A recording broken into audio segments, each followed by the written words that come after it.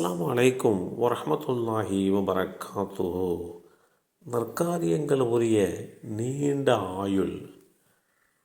அல்லாஹுடைய தூதர் ஸல்லல்லாஹு அலைஹி வஸல்லம் அவர்கள் கூறினார்கள், நரைமுடிகளை பிடுங்காதீர்கள், ஏனெனில் கியாமத் நாளன்று இது பிரகாசத்திற்கு காரணமாகும்.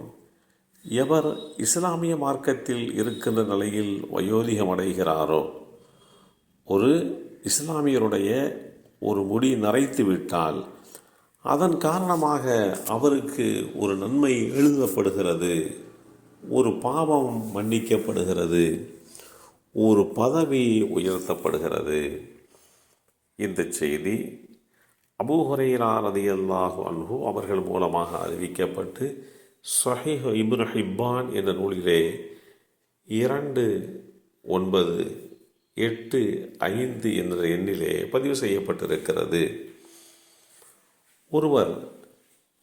அவர் வயோதிகத்தை அடைகின்ற போது அவருக்கு நரைமுடி வருகிறது.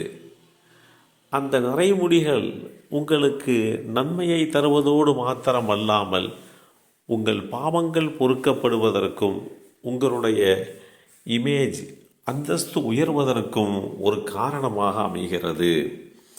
அதைத்தான் இஸ்லாம் மிக தெளிவாக எடுத்து சொல்கிறது. உங்களில் வயதில் பெரியவர்கள், அவர்களிலே பரக்கத் இருக்கிறது, அபிவிருத்தி இருக்கிறது என்று அல்லாஹுடைய தூதர் ஸல்லல்லாஹு அலைஹி வஸல்லம் அவர்கள் கூறிய செய்தி அப்துல்லாஹ் இப்னு அப்பாஸ் ரலியல்லாஹு அன்ஹுமா அவர்கள் மூலமாக அறிவிக்கப்பட்டு இப்னு ஹிப்பான் என்ற நூலிலே 559 என்ற எண்ணிலே பதிவு செய்யப்பட்டிருக்கிறது.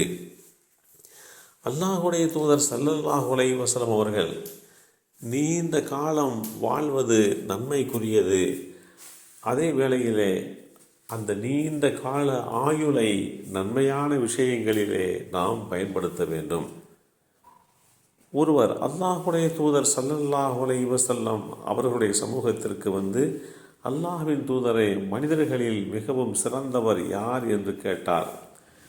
அதற்கு அல்லாஹுடைய தூதர் ஸல்லல்லாஹு அலைஹி வஸல்லம் அவர்கள், ஒருவருடைய ஆயுள் நீட்டிக்கப்பட்டு அவருடைய நற்காரியங்கள் வணக்க வழிபாடுகள் அழகாக அமைந்திருக்குமே, அவர்தான் மனிதர்களிலே சிறந்தவர் என்று குறிப்பிட்ட இந்த செய்தி அஹ்மத் என்ற நூலிலே 20415 என்ற எண்ணிலே பதிவு செய்யப்பட்டிருக்கிறது.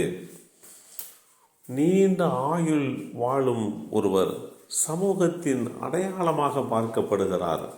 அல்லாஹுடைய தூதர் ஸல்லல்லாஹு அலைஹி வஸல்லமுடைய சமூகத்திற்கு யாராவது ஒரு குழுவாக அல்லது சில நபர்களாக பேசுவதற்கு வந்தால், அதிலே வயதிலே யார் மூத்தவரோ அவரைத்தான் பேசுவதற்கு அல்லாஹுடைய தூதர் ஸல்லல்லாஹு அலைஹி வஸல்லம் அவர்கள் சொல்வார்கள்.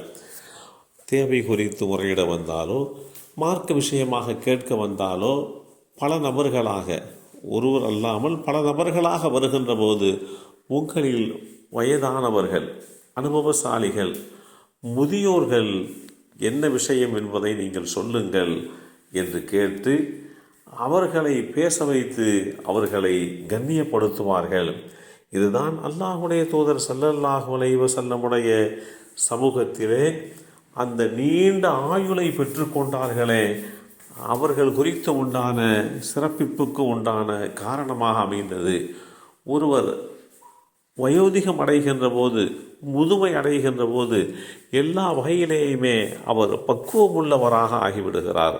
நிதானமுள்ளவராக, பொறுமையுள்ளவர்களாக, பல்வேறு விஷயங்களை கடந்து வந்ததனுடைய விளைவாக எல்லாவற்றிலேயுமே தன்னுடைய அனுபவத்தை ஒரு காரணமாக வைத்து அவர் செயல்படுவார்.